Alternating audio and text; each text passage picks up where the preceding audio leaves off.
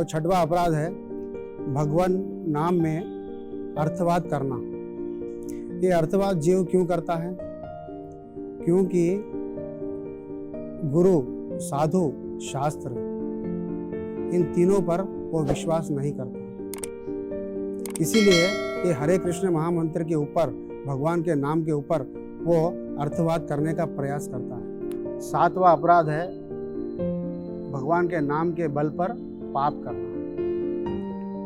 कोई अगर व्यक्ति भगवान का नाम लेता है और साथ साथ पाप पूर्ण काम में भी जो है सो भागीदार होता है, तो इसका फल जो है सो नहीं मिलता है। जितना मिलना चाहिए उतना नहीं मिलता है।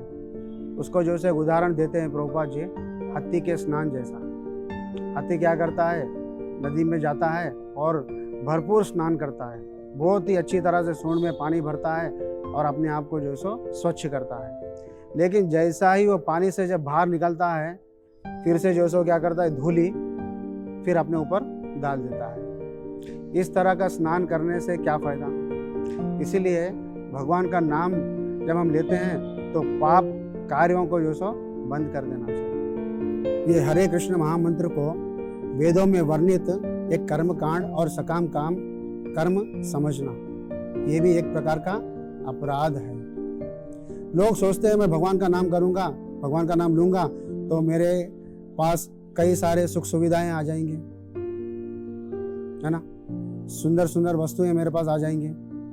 तो इस भाव से हमें भगवान का नाम नहीं जपना चाहिए। ये भी एक प्रकार का अपराध है। जब भगवान का जब नाम लेते हैं तो कोई ना कोई ऐसा मोटिव नहीं होना चाहिए, भौतिक इच्छाएं नहीं होना चाहिए। भगवान का नाम शुद्ध है, इसलिए उसके प्रति इसके बदले में मुझे कुछ लाभ चाहिए, ऐसा सोचना भी अपराध है। नवा अपराध यह है कि भगवान नाम के विषय में अश्रद्धालु व्यक्तियों को कृष्ण के बारे में, कृष्ण तत्व के बारे में, हरि नाम के बारे में हमें नहीं बताना चाहिए। क्योंकि कुछ लोग ऐसे नास्तिक होते हैं, उन्हें बताने पर भी वो विश्वास नहीं करते हैं और वो मनमाना टिप्पणी करते हैं। इसीलिए ये जो हरि नाम का जो गूढ़ रहस्य है, उन्हें हमें आसुरी व्यक्तियों को नहीं बताना चाहिए। भगवान के प्रति जो ईर्ष्या करते हैं वैसे व्यक्तियों को नहीं बताना चाहिए। और 10वां अपराध है इतना सब भगवान नाम के बारे में सुनने पर, इतने शास्त्र समझने पर भी हम भौतिक आसक्ति लगाए रखते हैं। ये भी एक बहुत बड़ा अपराध है।